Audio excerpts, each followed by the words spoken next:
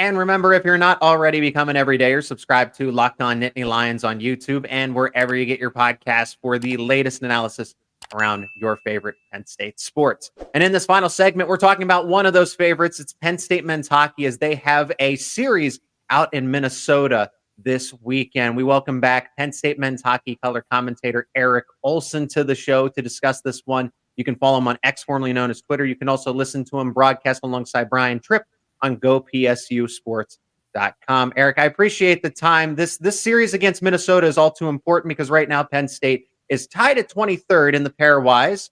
But on the outside looking in, you have some momentum coming off the Ohio State series, but this is, of course, a top 10 Minnesota team. Not the same Minnesota team that went all the way to the NCAA championships, but they're still very talented. They're very good. They have stout defense, a stout goalie, and Justin Close. But Penn State, like I said, they need this one. Coming off of the bye, coming off of a series sweep of Ohio State where they won both games 4-3, I like that they have some momentum. You couple that with some rest. I think the timing lines up perfectly to where I expect Penn State to at least split this series in Minnesota, albeit it is on the road. That's difficult. They split with Minnesota last time at home, but they at least split again with the possibility they're going to be in both games. But if they don't split the series at a minimum, I'm concerned for this team moving forward. So what are your expectations? And what does Penn State need to do to ultimately win at least one of those? Well, for me, Zach, the expectation is probably a split. I think that's absolutely realistic. Okay. A sweep would be incredible if it happened for Penn State. Yeah. And it's something that could happen. You know, if I remember correctly, they have never swept in Minnesota. They've come close before. I'd have to go and double check, so don't quote me on that, but I'm pretty sure they've never swept up in Minnesota. And well, maybe a couple years ago. I don't know. I got to do my homework on that just to confirm. But Penn State typically plays well in Minnesota. I'll say that. They typically play well. This year will be a little bit different because it's a different size sheet of ice. Minnesota going reducing their size from Olympic ice, 200 by 100 to now I think they're down to. They're not NHL size yet. They're still in the 90s and 200 by maybe like 95. So they shrunk the ice a little bit. And that's something, I asked Guy about earlier this week at the media session. Like, playing on the bigger sheet of ice has at times favored your team because it allows you more room to work offensively. There are challenges to playing on a big sheet of ice, especially when it comes to defending. You have to be way more stout with your gap control and staying responsible in the areas of ice you need to be. Sure. You can't get caught chasing to the outside because then it can open you up a lot. But really on that big sheet of ice, Penn State fared pretty well. It's still not NHL size like they play on at Pagula, so there will be more room to work with, but a little bit different. And Guy was like, honestly, I'm excited to see what it looks like and how we play on it just to get a feel for it because it'll be their first time. So that's an element for this weekend. But I think you kind of touched on some things. The bye, to me, comes at a good time because they were saying how at practice last week and now into this week, it's allowed them more time to really focus on things they need to be focusing on at this time of year. Look, at this point in the season, just like any other sport, you are who you are. You're not changing anything. Yeah. It's about reinforcing the things you need to do well. And if there's things you need to clean up, you focus on that as well. Yeah. So they feel like they've gotten some really good practice time in to focus on those things and try to play their best hockey down the stretch. But, you touched on it where they're at in the pairwise. That's the reality. The math does not favor them right now. But the good news is you have a series with Minnesota, Michigan, Wisconsin left. Michigan, Wisconsin are at home. Those are all teams that are in the top 12 of the pairwise. Minnesota and Wisconsin are top 10. If you can get wins, realistically, they have to split all of those series to have a good chance to make the tournament. Right. If you can, it really can boost you a lot. And then you end with Ohio State on the road. That has to be another sweep, just like they did here in Pagula. And then you need a win in the first round of the Big Ten tournament. So it's a lot of adversity in front of them to make the tournament, but the team knows that. They're aware of that. All they can do is go out and take it game by game. And that's what they're going to do. That's what they preach. Mhm. So, go ahead. No, and I was going to follow up with that. So in the case of Minnesota here, because I agree with you, there's definitely a path. It's not that Penn State is a bad hockey team. They're a good hockey team, but they played such tough competition. You know, do I look at the Notre Dame series and I say that's a series where they should have split? Absolutely. But they play Michigan State's been in the top 10. Wisconsin has had this incredible turnaround there in the top 10. Minnesota has been in the top 10, and they split that series as well. They, took Michigan down to the wire. So it's not like they haven't played tough teams, but unfortunately they're losing more often than not to those tough teams. This time around against Minnesota, Penn State just lets up, I feel like, even against Ohio State, and I'm glad they were able to pull it off, but too many easy goals. The Buckeyes were always able to respond.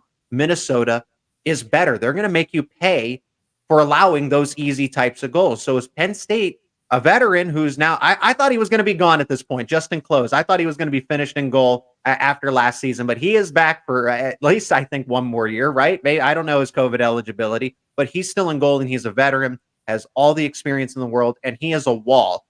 Because I know that Penn State's going to give up the easy goal, so how can they penetrate Minnesota's defense to get their own? You got to be aggressive against them. And Justin Close is a great goaltender. And you got to get in front of him. You got to get traffic. And Penn State has had success against him. It's not like he was, Cale Morris, where it just felt like didn't matter what shot you were taking, it wasn't going in. But he's a great goaltender. And he came back this year because he felt like there was some unfinished business with this team, coming a goal short of winning a national championship. So he's been having another really good year. And Minnesota isn't as good as they were last year. They lost a lot of talent to the NHL, but they still have some really quality players, and it's going to be a tough weekend. But the Nittany Lions feel like they are playing their best hockey right now. They feel like they're getting back to that, and that Ohio State really helped reinforce some things. The team has metrics that they pay attention to, that they focus on, that for them are the markers of how well they're actually playing. To the average fan, you look at the box score, and that's how you make assumptions about things, or you watch the game and you put the two and two together. You can play a really good hockey game and still lose. You can play an average hockey game, do some things right, and win or lose. Hockey's that fickle sport where anything can happen. And they feel like with what they focus on, that are the identifiers of their game, they're doing a lot of things right. So they feel like they're on the right path to playing good hockey. The biggest thing is consistency for them. And look, at times against Ohio State, they weren't consistent. And that's a hard thing to do, especially in the Big Ten. But Soulier was phenomenal that series. They don't sweep Ohio State if it wasn't for him. And that's the biggest key going into this weekend is goaltending. Soulier is going to have to go toe-to-toe with Close and out-duel him. Whoever can make that extra save, that big-time save in that moment, is probably going to be the team that wins. And both goaltenders are absolutely capable of doing it. So Soulier feels like he's getting back to his game and where it should be and where it was last year. So I think there's a lot of confidence in that team right now. And the other really positive coming out of Ohio State was the power play got back on track. 5 power play goals that series is huge. And I might have touched on it the last time we talked. Special teams are such a big thing in Big Ten play because power plays can either be an equalizer when you're not playing great at that moment, or it can be something that helps you put a team away. And for Penn State, the power play helped them put Ohio State away. They had a lot of opportunities against teams like Notre Dame and Michigan State in those series where they got power plays but couldn't score, and it couldn't change the tide of that game.